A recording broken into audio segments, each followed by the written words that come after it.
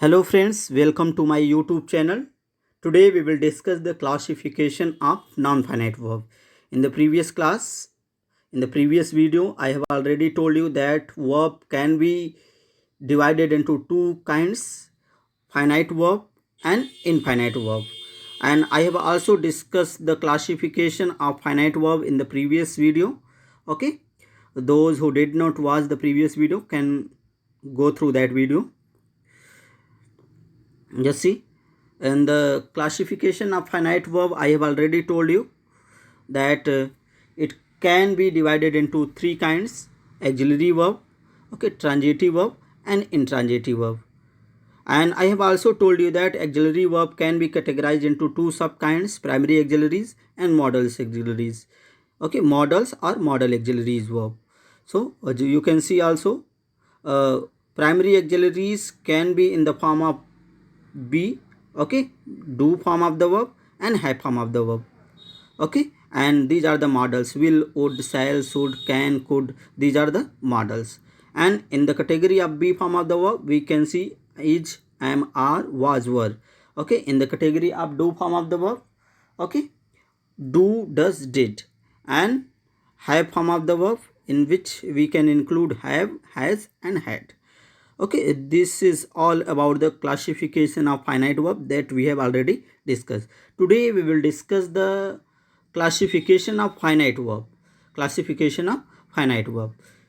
I have already told you that classification of non-finite verb. I have already told you that non-finite verb can be written in these forms only. Okay, 2 plus v1, okay, v plus ing form, okay, v3 form, okay, having plus v3 form. So wherever you get the verb in these form, you can very easily recognize, you can very easily identify that the given verb is non-finite verb.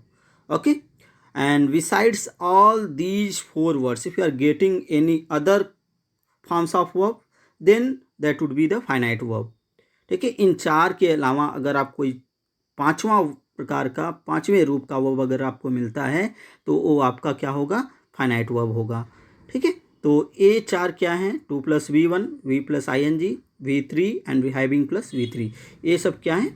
Non finite verb के रूप हैं. ठीक है, आइए देखते हैं इसको कितनी भागों में बांटा जा सकता है. Classification of non finite verb.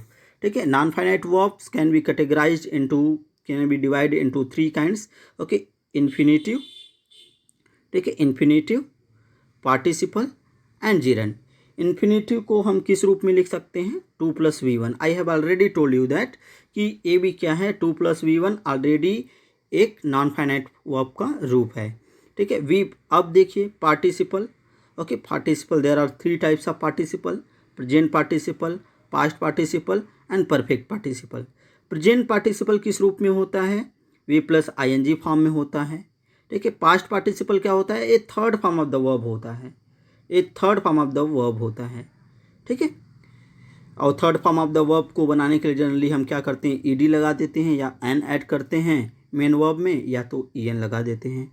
ठीक है, तो आपको हमेशा ये याद रखना है कि पास्ट पार्टिसिपल क्या होता है? That is the third form of the verb. और एक परफेक्ट पार्टिसिपल होता है जो हैविंग प्लस v3 फॉर्म में होता है. Okay, having plus v3 form में होता है. और एक और कैटेगरी है जीरंड का. वो किस रूप में होता है? वो भी v प्लस ing फॉर्म में होता है.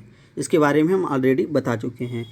तो आप देख सकते हैं कि ये जो नॉन फाइनाइट वर्ब है, ठीक है, 2 प्लस v1 में रहता है, v प्लस ing में रहता है, third form of the verb के रूप में रहता है, हैविंग प्लस v3 के रूप में रहता है, और v प्लस ing फॉर्म में रहता है. तो आप देख सकते हैं कि आप प्रेजेंट पार्टिसिपल और जीरंड दोनों का रूप एक ही है.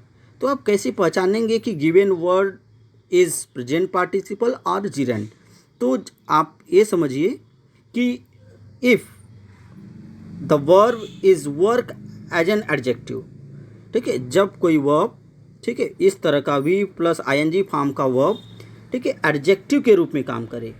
ठीक है, एडजेक्टिव के रूप में जब काम करेगा तब वो क्या होगा? हमारा प्रेजेंट पार्टिसिपल होगा.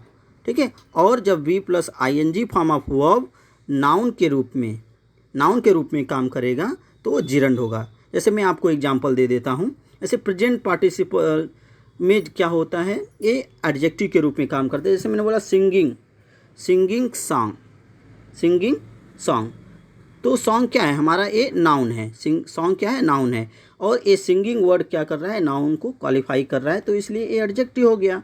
ठीक है। इसी तरह मैंने बोला singing is a good job, मैंने बोला singing is a good job, तो सिंगिंग यहाँ पे एज ए नाउन के रूप में वर्क कर रहा है, इसलिए क्या हो गया, जिरेंड हो गया। दोनों का रूप एक ही रहेगा, लेकिन जब V plus ing form of verb work as an adjective, then that would be the present participle.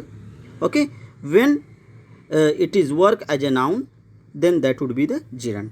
I hope कि आपको ये समझ में आ गया होगा कि नॉन फाइनाइट वर्ब्स किन किन रूपों में होते हैं और कौन कौन से होते हैं। तो मैंने ऑलरेडी बता रखा है कि जो नॉन फाइनाइट वर्ब होगा वो बस केवल इन 4 रूपों में होगा। ठीक है, कौन कौन से आप देख सकते हैं, true plus V1, okay, V plus ING। ठीक है, V प्लस ING आपको 2 जगह मिल सकता है, या तो जिरंड होगा या प्रेजेंट पार्टिसिपल होगा, या फिर third form of the verb होगा, या परफेक्ट पार्टिसिपल के रूप में होगा।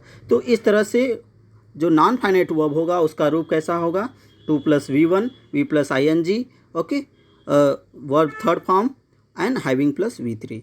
सो this is all about the classification and identification of non-finite verb. I hope you have understood the classification of non-finite verb. That's all for today. Thanks for watching.